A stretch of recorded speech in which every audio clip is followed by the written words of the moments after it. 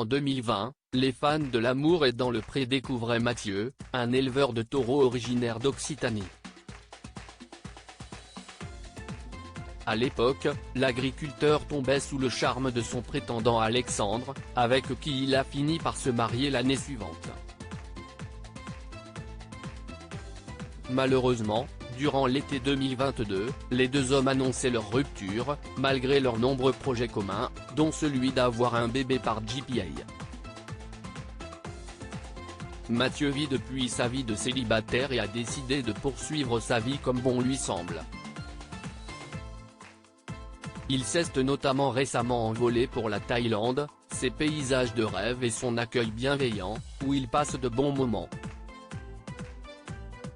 Malheureusement, certains jours sont plus durs à vivre que d'autres, la faute à la maladie dont il souffre. Mathieu est en effet atteint du syndrome de Cadacil, qui est une mauvaise irrigation sanguine dans certaines zones du cerveau, ce qui entraîne des problèmes neurologiques. En période de crise, cela peut alors entraîner des migraines, des AVC, accidents vasculaires cérébraux, des troubles psychiatriques et cognitifs ou encore de la démence. Et ce mardi 4 avril, en story Instagram, l'agriculteur a confié avoir vécu une journée un peu compliquée à cause de sa pathologie. Si est-il toujours des moments, quand j'ai la tête qui explose comme ça, où j'ai peur. Je prie le bon Dieu pour que rien n'arrive, a-t-il expliqué à sa communauté. J'espère qu'il n'y a pas eu trop de dégâts là-bas en haut, en parlant de son cerveau, note de la rédaction, et que je ne vais pas devenir nano trop vite, a-t-il ajouté, gardant néanmoins le sourire. De nouvelles maladies diagnostiquées. Le cas de Mathieu est malheureusement très sérieux. Et, pour ne rien arranger, on lui a récemment diagnostiqué 2 nouvelles maladies.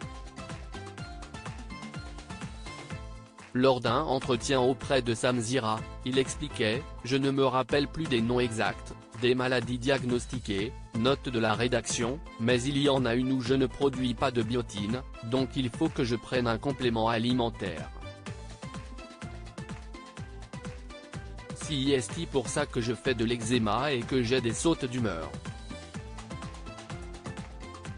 La seconde pourrait quant à elle avoir des conséquences assez extrêmes sur son futur bébé.